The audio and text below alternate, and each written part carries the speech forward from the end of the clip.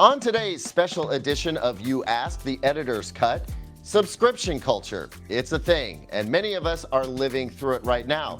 What's good about subscription culture? What's bad? Has it gone completely out of control? Why is the answer to that last question a resounding yes? And is there anything that we can do about it? Welcome back, everyone. I'm Caleb Denison, and this is You Asked, the show where typically I answer questions you asked in hopes that I can help you and others with similar tech questions. As always, if you have a question, please email it to youasked@digitaltrends.com, and we'll see if your question gets picked to be answered on the show. Now, as I said earlier, this is a special edition of the show in which we have invited in 3 special editors from Digital Trends to weigh in on this topic, and I'd like to go ahead and introduce those people now. We have Nick Mokey, who is editor-in-chief at Digital Trends and also an ace geodesic dome builder. Maybe you can sneak that in somewhere into the conversation, Nick. I don't know. We'll see. We also have Giovanni Colantonio. Did I pronounce your name correctly? You actually did. That was incredible. Well done. Amazing. I am very proud of myself because I meant to ask you if I was pronouncing it correctly before we start. Anyway, Gio, for short, is the gaming section editor here at Digital Trends, and also perhaps the most clever and inventive Halloween costume designer that I've ever met. And then we also have Mr. Luke Larsen, who is the computing section editor here at Digital Trends and a not-so-secretive Star Wars super fan. In fact, I think you've got a little bit of Star Wars flex going on right there. Great to have you guys. Very much appreciate you showing up today. This issue of subscription culture goes deeper than I even thought it would. Once we started researching for this show, I was like, wow, I didn't even know so many things were under subscription culture. And I'm just going to read this really quick. Here's the working definition for subscription culture, at least for the purposes of the conversation that we're having. Subscription culture is perhaps best described as this movement away from owning things and instead paying a recurring fee to access things. We trade long-term commitment for flexibility and convenience. At least that's how it's supposed to work. But subscription culture, I think some would argue, has gone too far. I want to talk about where it's working and where it is not working. And to that end, I think what I want to do, guys, is just kind of go around the table. And if you can bring up maybe 2 examples of subscriptions, this could be within your area of expertise, or it could be from elsewhere. And, you know, tell us about what you think is working, what's not working, and if there's anything that can even be done about it. Because as I said before, there are things that are now behind a subscription paywall that I didn't even realize had been put there. And I'll also mention that as we go, I'll be reading out some of the viewer comments, kind of flip the script for this one. Instead of you asked, it's more like I asked. And a lot of you came through with some pretty insightful comments around your experiences and thoughts around subscription culture. So we'll definitely be fitting those in as we go along. But Gio, I think I want to start with you. Please. How about telling us about some of the subscriptions that you've been thinking about and what your position on those is? Yeah, so obviously as the gaming editor at Digital Trends, I have a lot of gaming subscription services. Have to a little bit for the job, but also I like having them, right? My favorite service that I have, and it's a weird one, is Apple Arcade. Apple Arcade service that launched a couple years ago, where you can pay a small monthly fee and get really curated mobile games that Apple has vetted. They don't have microtransactions. They don't have ads.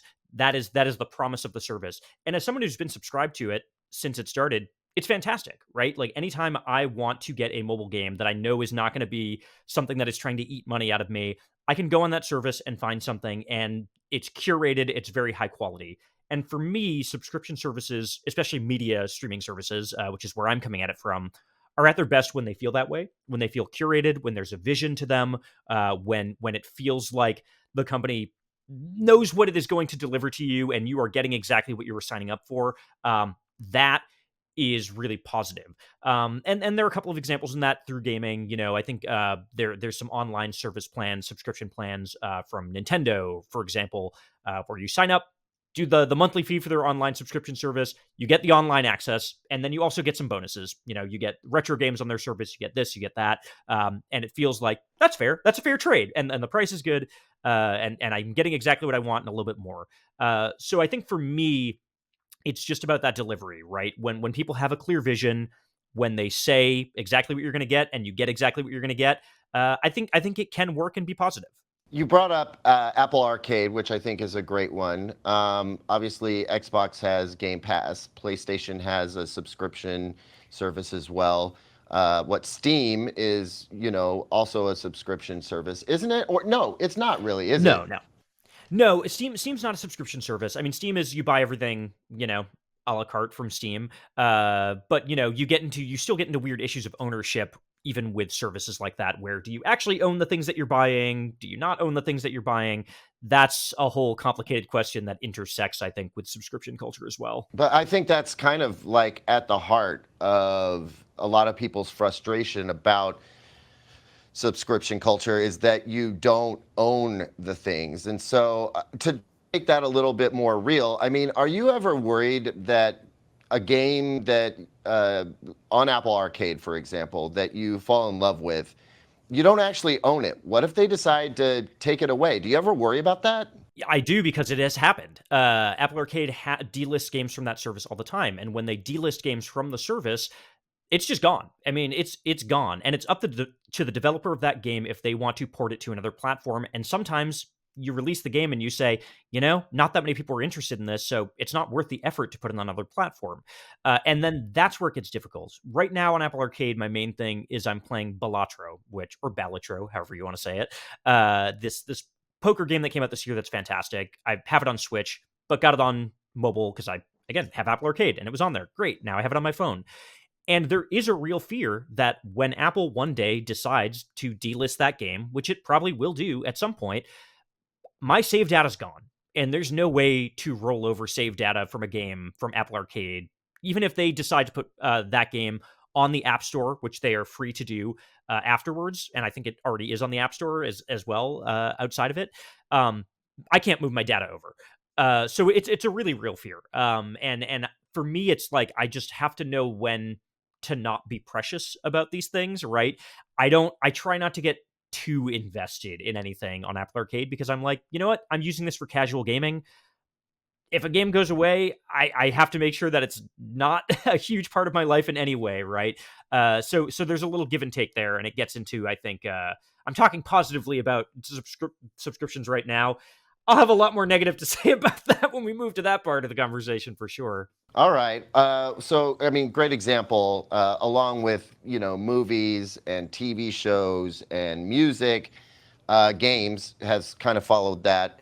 And it's understandable why. You may not necessarily want to own a bunch of physical copies of everything. I mean, a ton of people, I'm sure, can relate to having a cabinet full of DVDs that you like watched once or maybe twice, and it's just taken up a lot of space. So in some ways, it's a good way of like saving some space. And also, it's a little bit less wasteful, less plastic containers, less discs going out into the landfills and all of that. So, I mean, that is one way of spinning it in kind of a positive light. Nick, how about you? What kind of subscriptions were you thinking about, and where do you stand on them? Yeah, I mean, for stuff that I appreciate, I would actually go right back to what you just said: music and movies. Like, those are ephemeral for me. I don't want to hang on to them, and it makes way more sense for me to subscribe to a service, to watch something, and then move on. I will admit that pre-subscription services, like, I was a terrible pirate. Like, I downloaded a lot of that stuff, and I never wanted to hang on to a bunch of discs. Like, I hated the clutter of that, and so I had a server in my house with a whole bunch of pirated stuff. I remember spending like over a month on BitTorrent once to get all of Star Trek: The Next Generation, every single season. It was a very slow download, but it was worth it.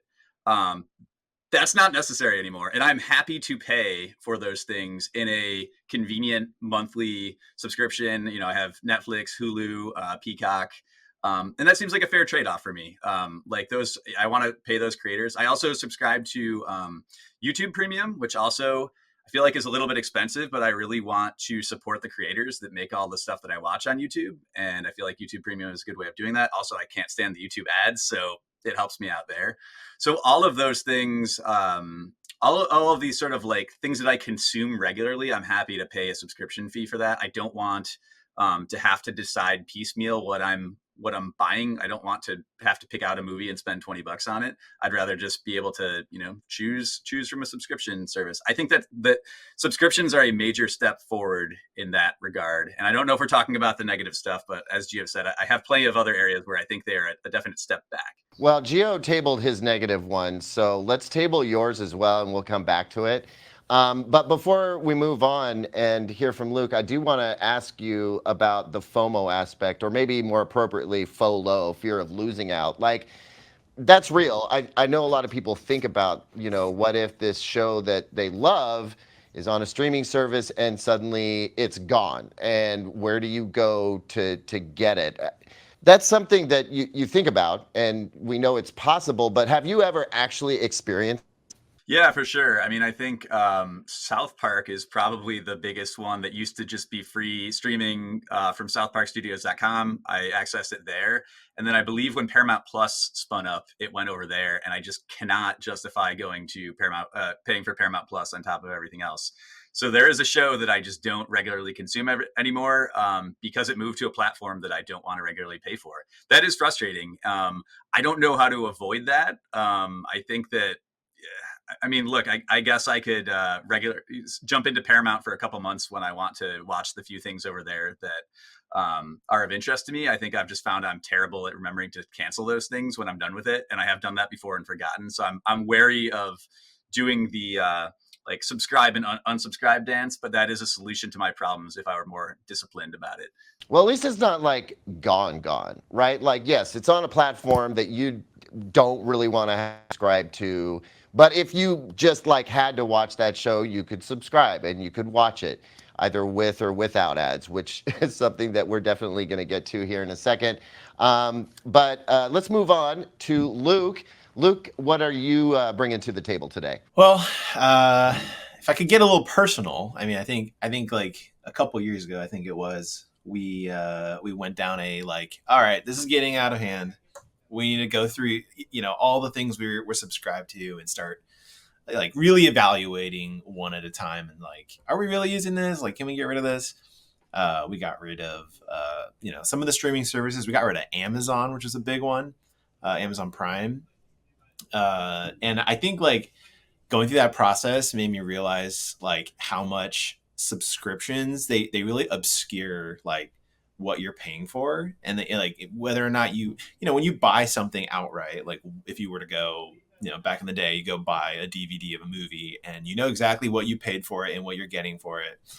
When you're subscribing to things, a lot of times you aren't able to make that evaluation like as clearly. And I think like those companies, they depend on that because it's like you pay for something and it's like, you pay for it, it's a monthly cost. You don't think about it, right? It just goes every month, unless you're really like looking at your bank statements and like paying close attention. So yeah, you get a lot of duplication. Like Amazon, I was so happy to get rid of that. I was like, I don't need Amazon. I don't need the movies, the streaming service. I have Netflix. I don't need the music.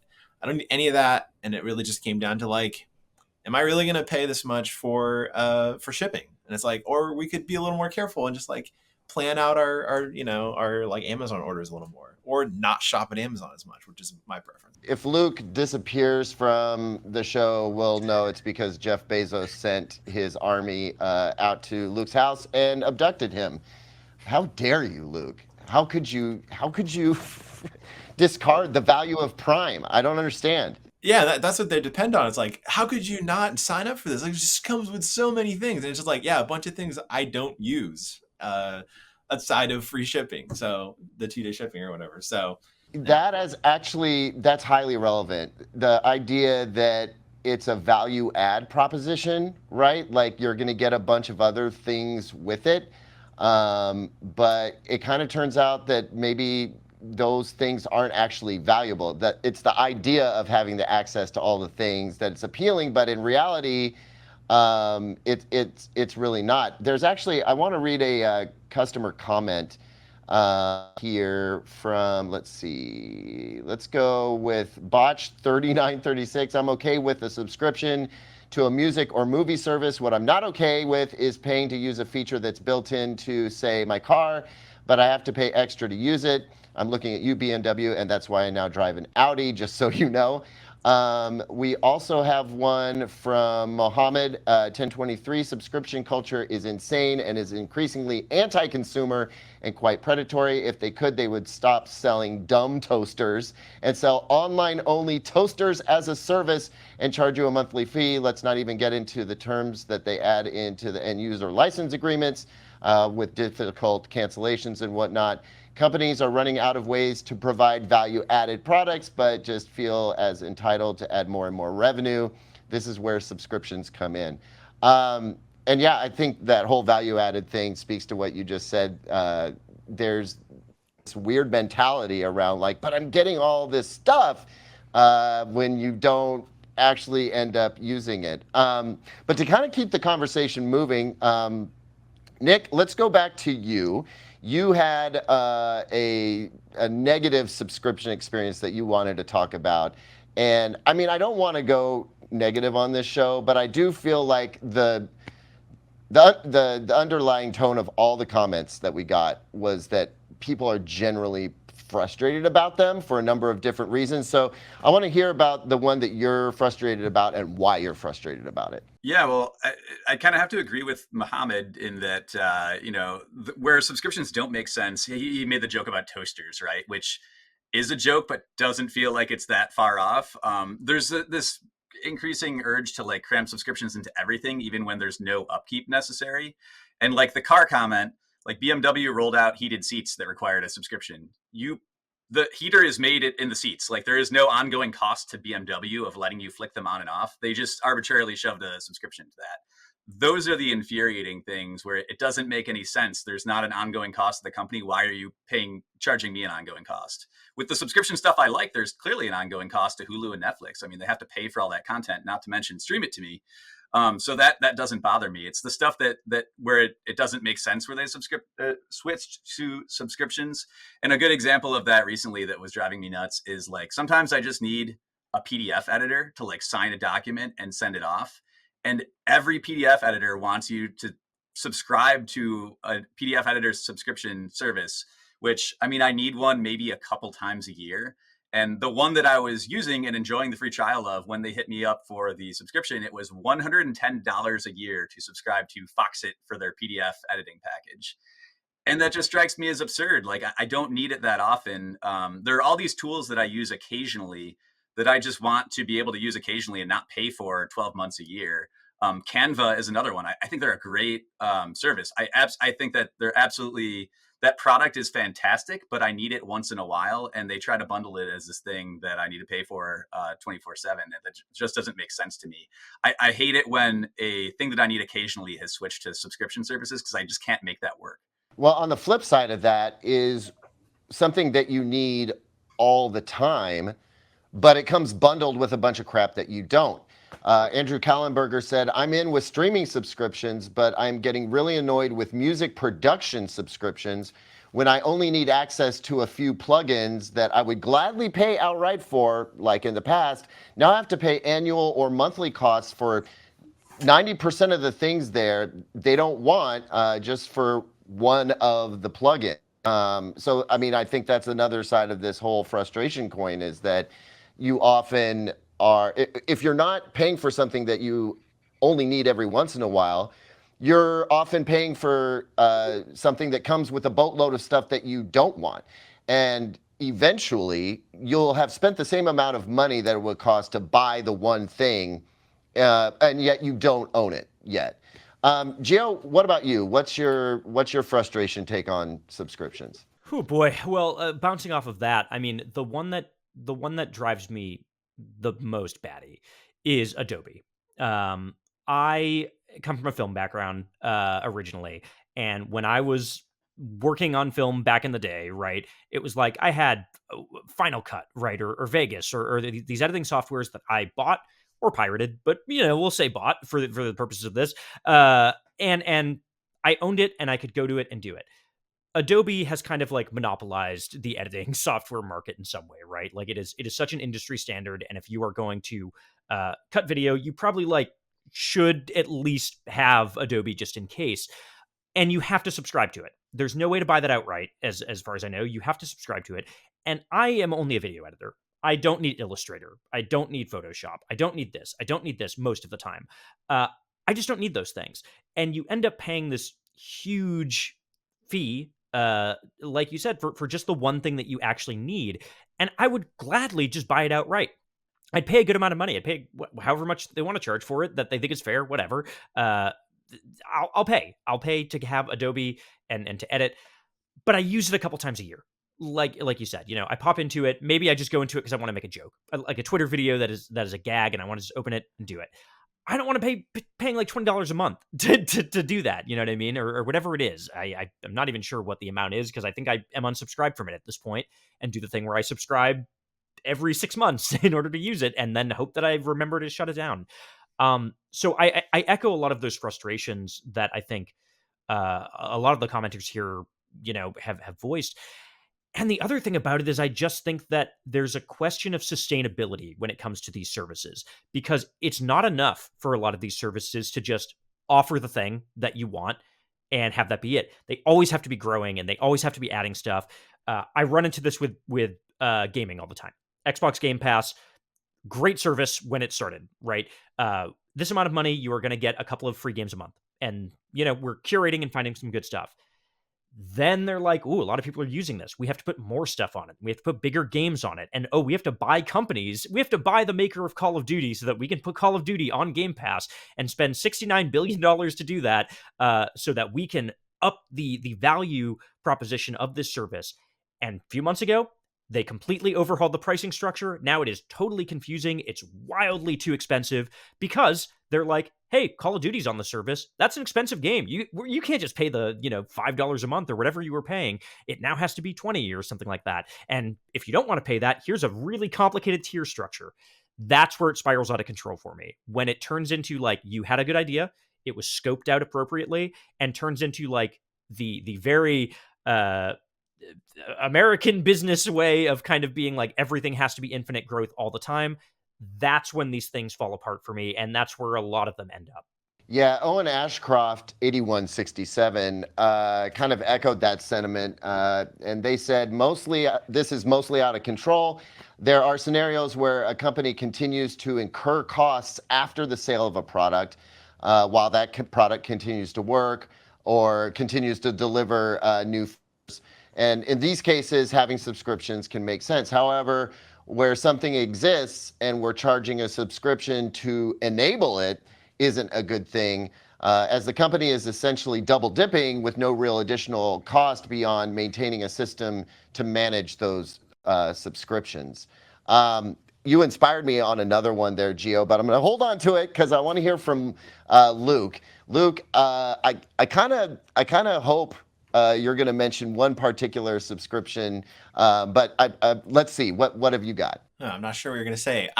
So because I was a bit of a negative Nancy, and I was going to mention Adobe because Adobe is a great example. I mean, they went to Creative Cloud in like 2013, way ahead. And I remember when that happened, and it was like, it was confusing at the time. Like, how could you do this? And now it's like so obvious, and that's the way so many like software bundles work, nowadays. I have an example of, since I was negative before, I have a positive example of somebody who has not done this, and it's back on the music production. Somebody made a comment about that.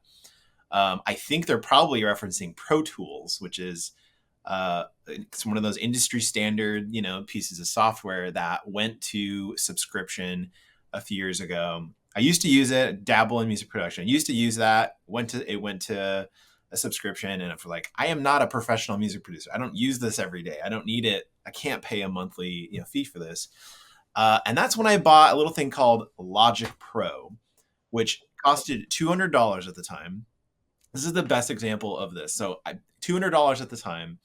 I am still using this today based on that $200 purchase I made. and they continue to update it. Like they've done like a number of really big updates to Logic Pro over the years, and they've made it really good. Like there was one even just this year. And like I am still getting to use this piece of software that I own. It's attached to my, like Apple account, and I can take it with me to different devices. And it's just a great example of why it's so much better to just like buy a piece of software and own it. It's like it's the best example I can think of as that. And knowing where things are going, it'll probably at some day become a subscription. I mean, that is a great example, dude. And it makes me think about the fact that maybe a lot of this frustration could be solved with there being like the pro level and then more of like the more occasional, like the amateur level, for lack of a better word. Like if you're not a pro level user of Pro Tools, for example, then maybe maybe it makes sense that you can just subscribe, have access to it when you want it, have access to use occasionally or whatever. But if you're a professional and you need to own those plugins, I mean, it seems like, it would be nice to have that as an option. I think there are cases where subscriptions will work for certain people and they actually work against other people. But this brings up, and this was the one I was kind of hoping you would bring up, Luke, but I think this is relevant to everybody out there. And I'll start it with a little bit of an anecdote. I hate storage units, like public storage, that kind of thing. You basically, rent a space for a subscription to store stuff that you think you're going to maybe use later or you use occasionally, but let's be honest, most of the stuff in the storage unit is stuff that you never touch again. And in fact, you might catch yourself thinking to really sell that stuff. Personally speaking, I have a storage unit that I'm spending an ungodly amount of money for. Let's just say it's $160 for this tiny little closet of a storage unit. Everything in there, like I've added up how much I've spent on this storage unit over the course of the time that I've had it. With that money that I've spent on the storage unit, I could replace every single thing in that storage unit with something brand new. I am paying to hold on to relics of stuff that I could have the brand new version or an improved version for the same amount of money if I had just, but on the topic of storage, I want to hear from all three of you about what you think about cloud storage, right? So it could be your documents, it could be your photos, it could be your videos.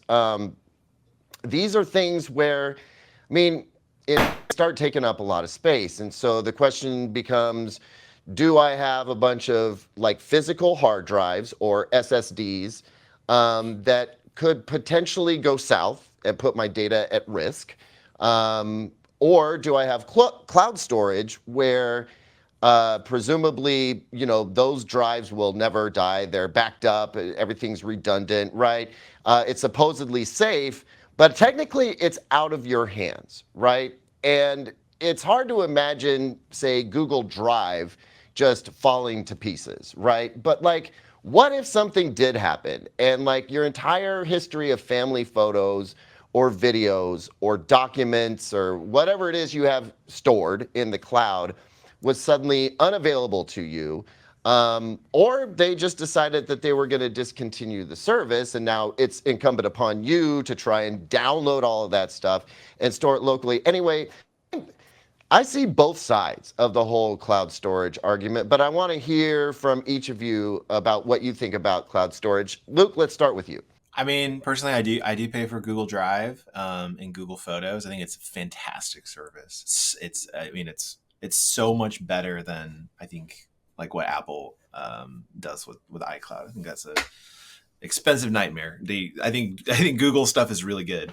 I worry less about the sort of like apocalyptic like meltdown where we lose all of our data, and I just think about like, the cost for something and how much like exactly what you're saying about the physical storage thing. It's like you got to be really careful with like what you're paying for and the kinds of things you're putting on those drives, because like those cloud drives, because they, like over time, if you think about how much storage you use over, like, we just don't know. We haven't been doing this for very long, but what about over 20 years? It's like how much data you're going to be, and you're going to keep each year, increasing the amount that and no one's going to go through, no one's ever going to go through their cloud data and like clean it up and like get rid of these 500 documents that I haven't touched in, 10 years or something. So it is dangerous from that regard. Like there is less of an incentive, even, with your, like with physical storage, like, you do have to like see it, and you have to like, and it's like physical things that take up space, but it's really easy to just like forget about what's in your cloud storage, and end up paying like over the years more and more and more just for what? It's like, why do I need access to a document from over a decade ago that I will never use, right? So yeah, I would just say, in general, I'm a fan of how convenient it is and like how accessible it is. But yeah, like the costs, they can grow. It's funny that you mentioned it. You said like, who's going to go in there and like clean up their cloud storage? Like, I actually do that. I'm not very good about it, but rather than spend like $2 or $3 more to Google to get another 100 gigabytes, like when I get that warning that like my cloud storage is 80% full, I go through like Google Photos, right? And I type in receipts, and I find all of the photos of receipts that I've taken, and I delete all of them, right? And then I look for videos that I took that maybe were for business use, and I have zero need for that video or that B-roll or whatever, and I delete that stuff. It becomes a game. Like, how much of my storage space can I reclaim? Because I refuse to let my laziness cost me more money. But I also know that like most people don't do that, right? And so it's kind of an ingenious move. Like, your storage needs are going to constantly increase, and it's unlikely you're going to go in there and throw stuff away. So you're just going to spend more money and more money and more money, and it's hard to know like where it ends. Geo, cloud storage, yes, no? Here's dirty secret. I do not pay for any cloud storage service. And I do it out of spite, out of absolute spite. Because I don't know why, but I'm too proud to do it. I'm just like, I don't want to be nickel and dimed, whatever, to store my stuff. I can get a hard drive. I can put the stuff on the hard drive, which costs money, but like a set amount of money. I know how much that hard drive costs, and it's not like after a year I didn't realize that I spent $200 on just Google. So I get very kind of like bullish about this, right? And I'm very much like, if I see that red notification, I'm like, fine, I'm deleting everything in there. I don't care. I don't need it. And part of it for me comes down to like, I think that mindset kind of comes from this place of like, I think about hoarding a lot in real life, right? And I think about like, my mother, who like when she moved out of her house, she was like, I have all of this stuff, and like I have to throw it away. And she was coming to me and being like, "Oh, do you want this? Do you want this? Do you want this thing from your childhood?" And I was like, "No." And why do you have that? Right? Like, what is the point of having this thing? And I think it's very easy with digital storage to become hoarders, right? And to not think of that as the same thing, because you're like, oh, it's digital space. Who cares? It's not like a house. I don't see the things in there. But you can be a digital hoarder. And I really try to avoid it. I really try to avoid these situations where it's like, here's this video that I cut for somebody 15 years ago that like, in my head at the time, I was like, oh, I have to hold on to this. Who knows when I'll need it again? And at some point, it's like, you never need it again. You don't need any of this stuff again.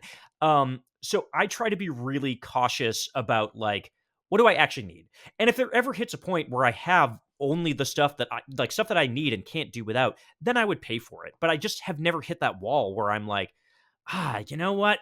I really need that space, but I have to keep this email that had like an enormous attachment from a PR person that from 5 years ago. Like, I just don't need it. I'm going to stop you there because you just gave me a great idea, and I want everybody to take a second. You can go to your work Outlook if you want, or you can go to your Gmail account or whatever. But everybody, I want you to write down the number of emails that are currently stored in your inbox, okay? Just pick one inbox, and it can be the one with the biggest amount in it. But Gio, you just mentioned digital hoarding.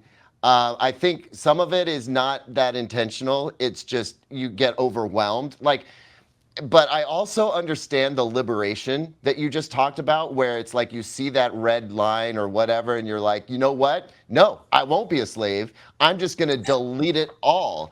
And I'm wondering, but before we get to Nick, because I want to hear from Nick on this too, like, has that ever come back to bite you? Like, have you ever done like the overhaul, clean out, everything's gone, it's gone for good? Has that ever come to bite you later on? Like you're like, oh my God, I deleted that thing and now I can't get it and it's a problem for me. Probably not in a significant way. Like genuinely, I don't think I've had a thing where I'm like, uh-oh, I deleted my will. And it's my final will and testament is gone and I don't know what to do anymore. Like I've definitely had a thing where it's kind of like, I make music, right? And like I think at some point I had like the stems of one of my albums sitting around and they got deleted. And it was like, I don't have the stems for that anymore.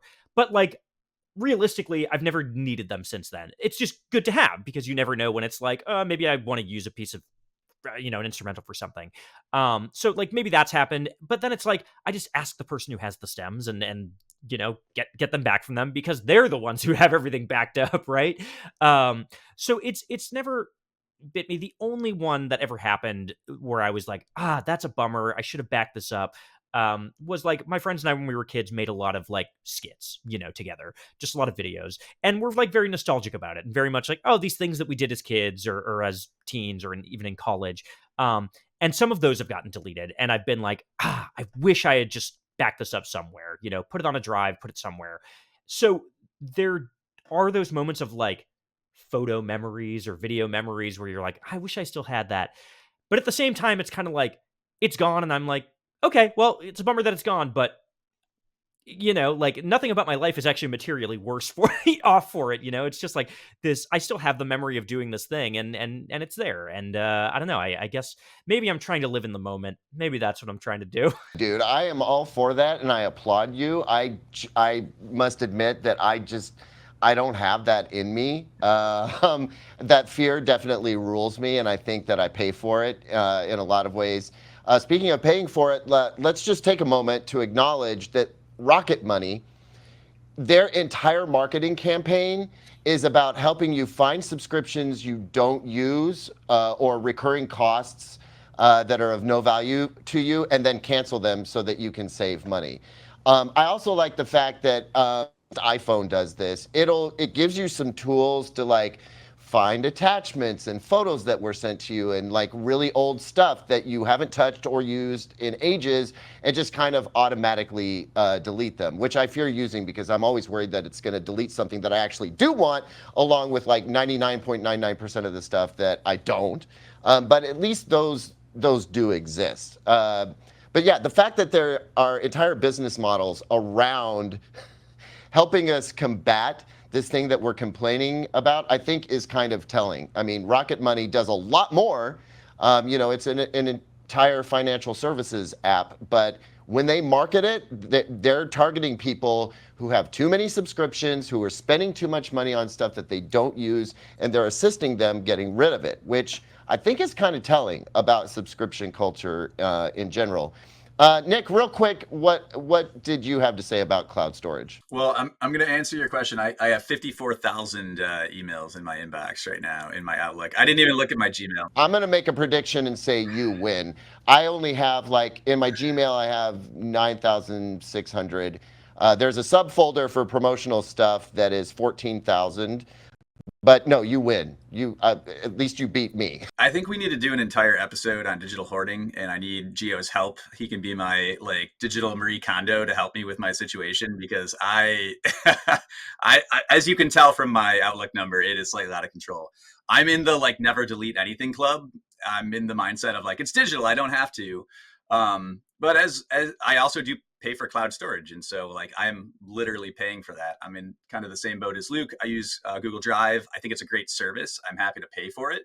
But I'm probably not as diligent as I need to be as you are, where it keeps like upping the, every time you need to up the storage, I think I just pay a little bit more for it. I don't have the patience to go through and decide what I need to get rid of. It also feels like I need to kill so much that it's like not really, I can't quite get it under control. Like it would take so long to do it that I'm like, it's another 99 cents a month or whatever. So yes, I do pay for cloud storage. I do think it's useful. I used to be more in Geo's boat where I insisted on having everything locally. Like I was just like, just on principle opposed to paying for cloud storage. And I think that was for the reason that Luke said, which is kind of that, like, after you start to go down that path, there is no way out. Like none of us that have cloud storage are probably ever going to be like, yeah, we're not doing this anymore. We're going to go back. I'm just going to get a really big hard drive and put it in my basement. That's not happening. Google's got me for life pretty much at this point. And so that was my reluctance to start. But now that I'm on that bandwagon, I have to admit that I am just like, yeah, we'll keep it. Don't need to get rid of that. Have not done a good sweep and wish I could. So I'm going to hit Geo up later for some tips on that. I want to pivot a little bit. The through line, I feel like, to all of this, I mean, the major pinch point here is money, right? I hate to be it's all about the money, but it really is, right? If none of this cost us anything, then we wouldn't be having bitch and moan fest, for lack of a better expression.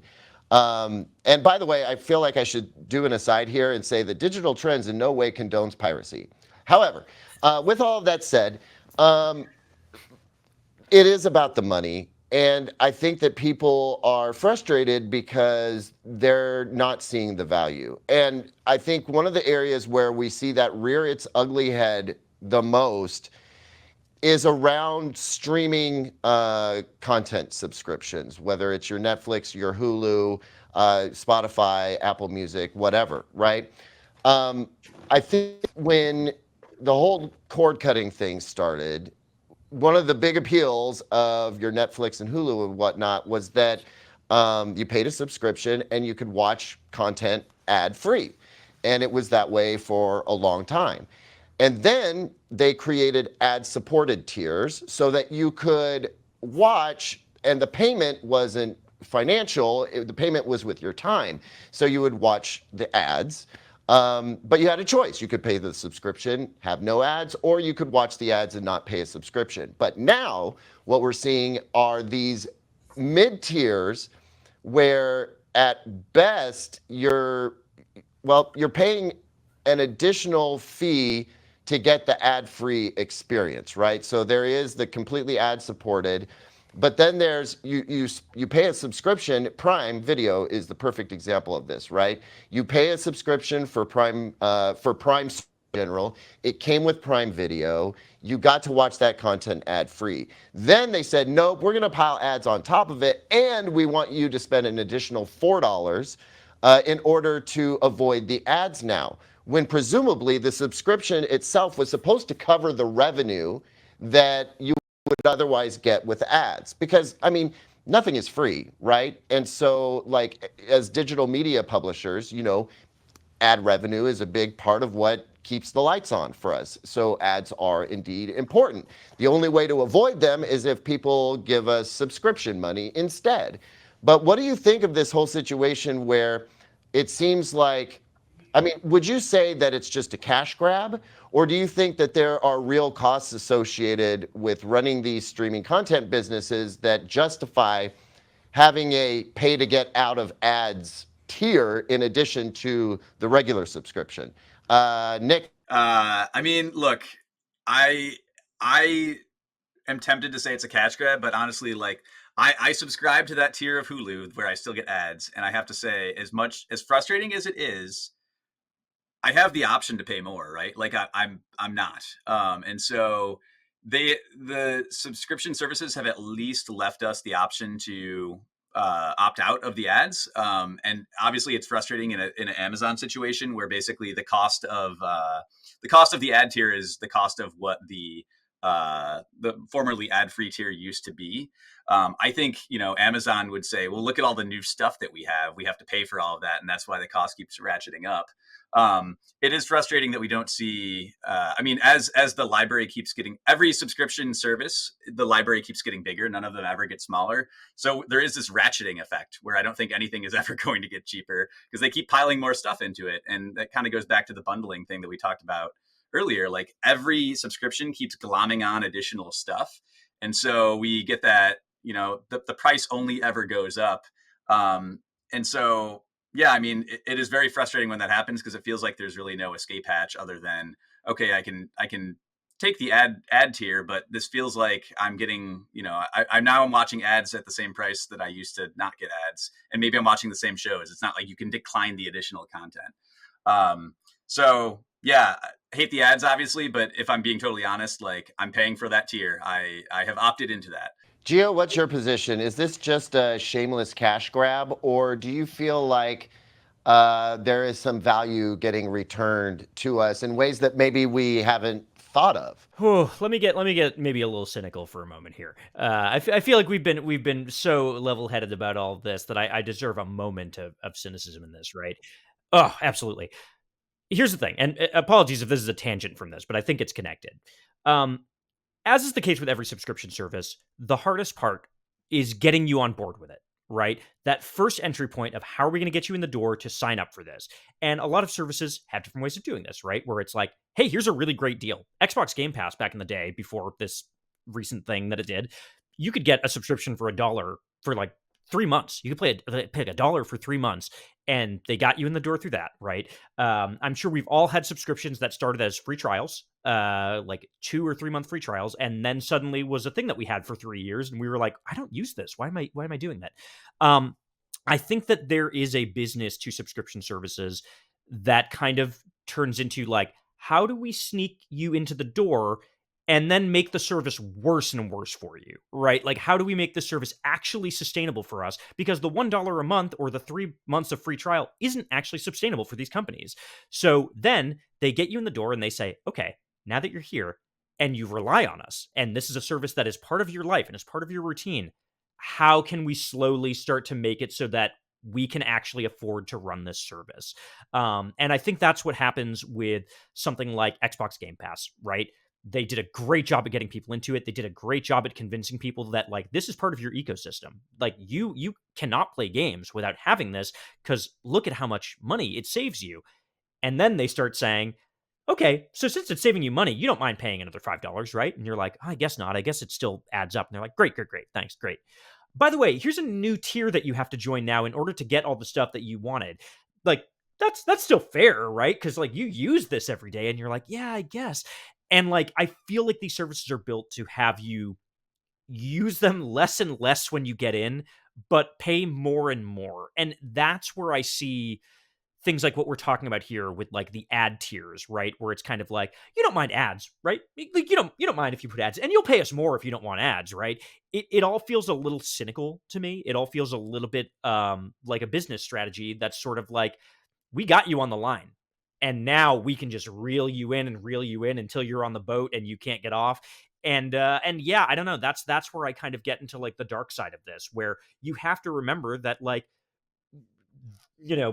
Amazon Prime is a product, but like not really. You kind of are the product for Amazon Prime in some way, right? Like they rely on you, and they are getting your data and all these things that they want to get from you.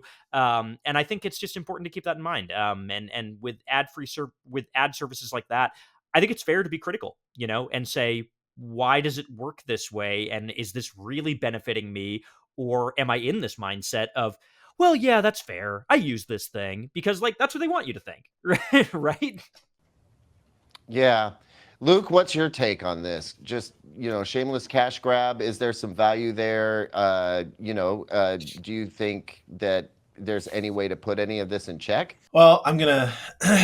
I think I'm gonna be in a similar spot as Gio because, like, I think it goes back to the fact that these streaming services were this amazing dream that they put in everybody's minds. It's like, oh my gosh, $10 a month, I can watch infinite shows and movies, right? It's like that was just the idea of that was so amazing. And of course it's unsustainable. Like that was not a realistic vision of the future. I think, but it got everybody excited about it. It changed all these different industries, right? It like totally revolutionized everything. But now I think we're starting to see when it's time to pay the bills. It's like it's like these companies. I mean, Netflix is a great example, right? It's like when have they, not to get too into that, but it's like they're depending on this, not because they make a lot of profit, right? It's like they have all this investment money, right? And so like they have to continue to like actually they've gotten as many subscribers as they can. How are they going to make more money? And in some cases, how are they going to make back the money that they've spent, right?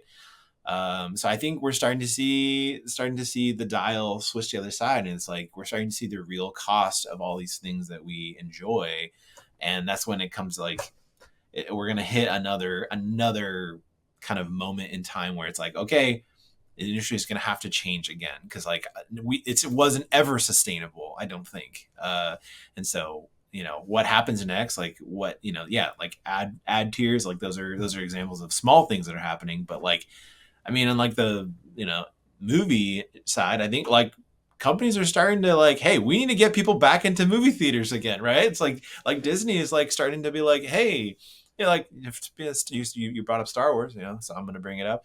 I mean, there are no Star Wars shows planned on Disney Plus that were not announced many years ago. Like they have not announced a new Star Wars Disney Plus show in many, many years. They've only announced movies that are going to be going straight to theaters. So like we're starting to see that the tide changing again, and I just think it's because it wasn't ever really a realistic thing to begin with, right? And so much of this happened during COVID, and it was like it was just, it made sense, right? But it wasn't ever a sustainable like business model long term. Dude, I'm going to get up on a soapbox for just a second and do a little bit of in defense of Netflix, for example. But really, this is an industry-changing situation. I think you brought up some great points there. Like, we're now paying for stuff that Netflix footed the bill for years ago.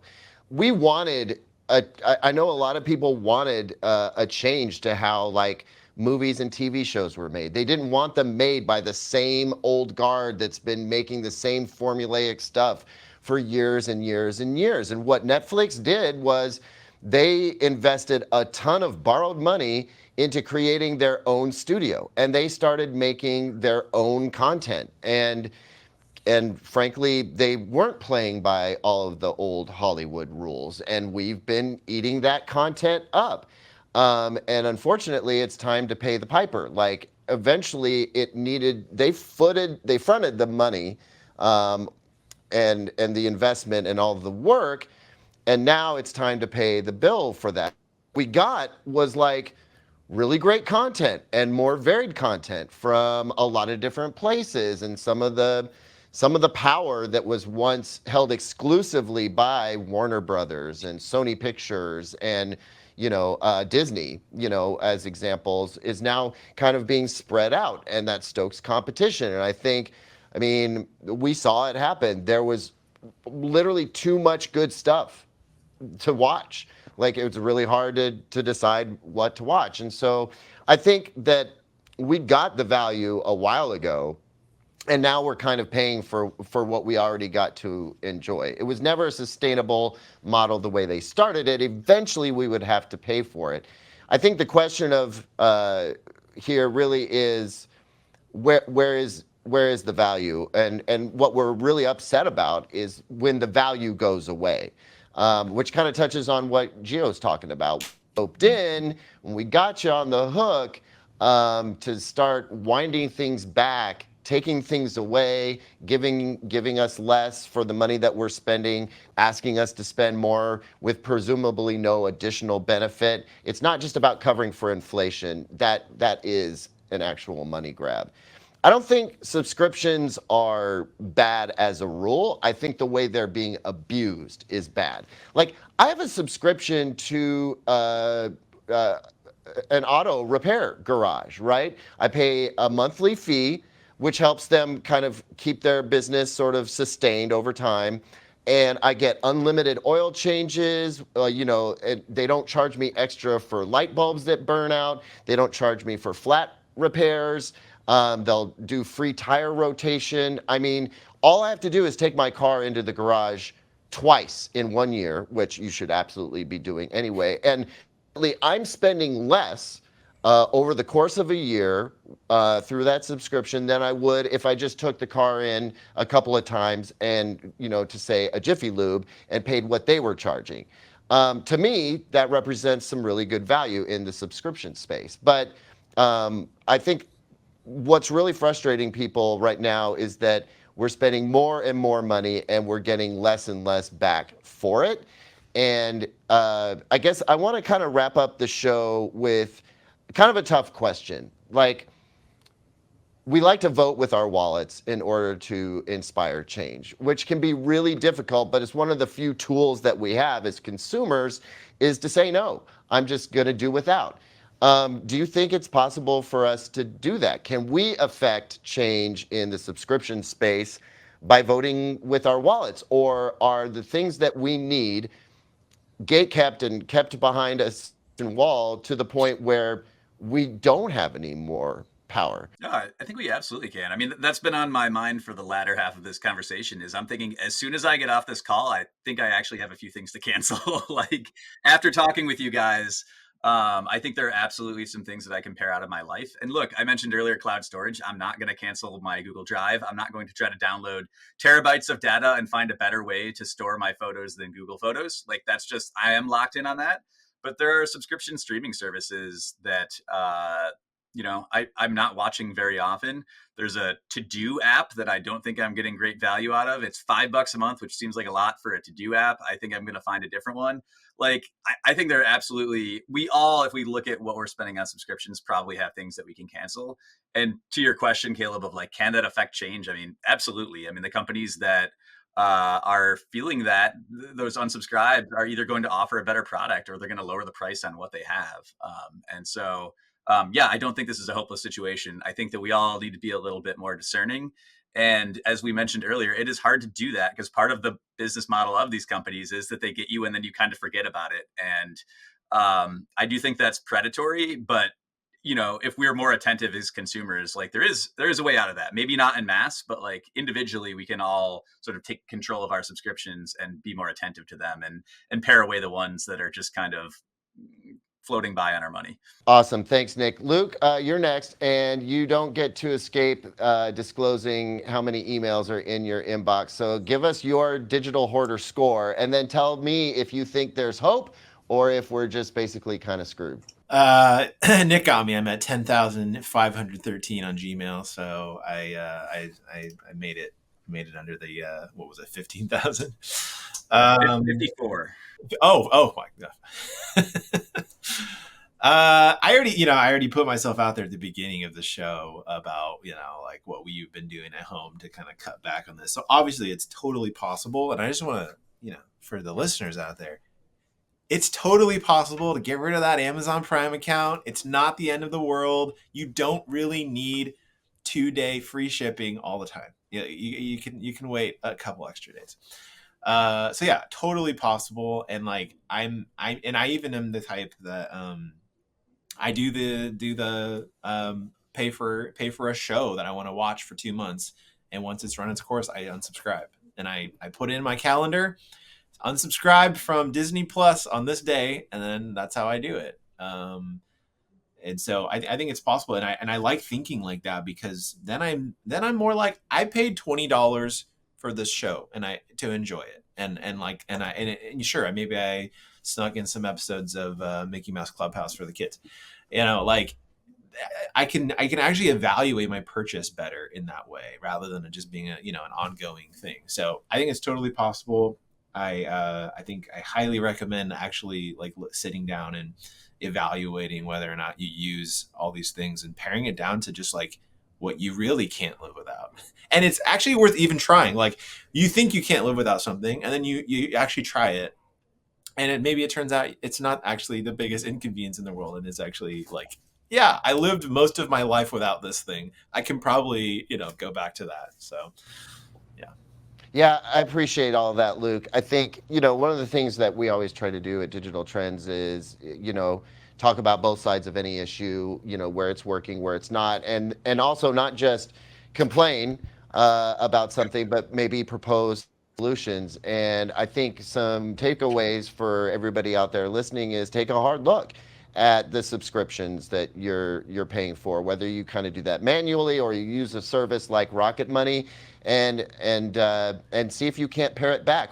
Also, like, folks, they take social media breaks all the time, right? Like, what happens if you just delete Instagram or Facebook off your phone and live without it for a month? Like, can you do it? Are you addicted? Like, or is your life better when you do that? A lot of people have anecdotally experienced kind of a wake up at something like that, and it makes meaningful change in their life. And I think that we could possibly do that here as well. Try just canceling the subscriptions, as many of them as you can, and see how much it hurts, or maybe to the point how much it didn't hurt. And that could kind of inform you as to what you really need and what you don't, what you should be paying for and what you don't have to pay for.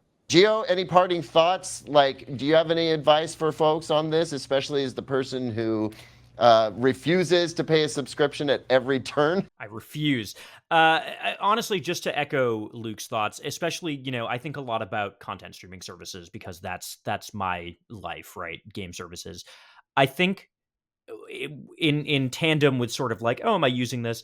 Just think about like, what is the actual reason that you are subscribed to it in the first place, right? It's like, are you subscribed to Netflix because they make good shows? Or are you subscribed to Netflix because it's content? And you're like, oh, there's things.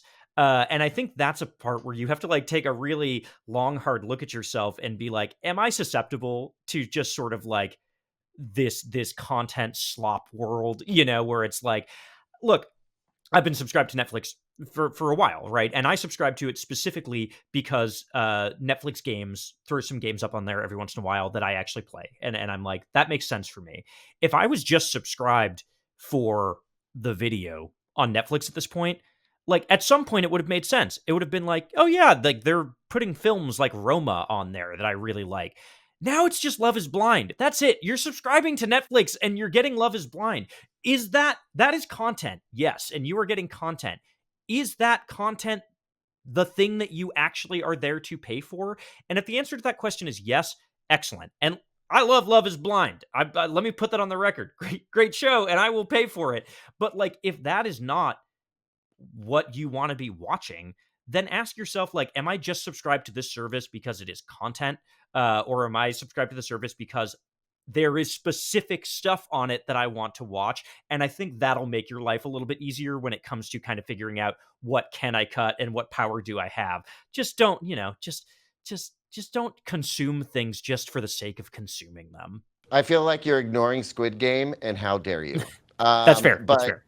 But no, I think, if there's one more thing that I want to say for now, there are not penalties involved in canceling a subscription and signing back up.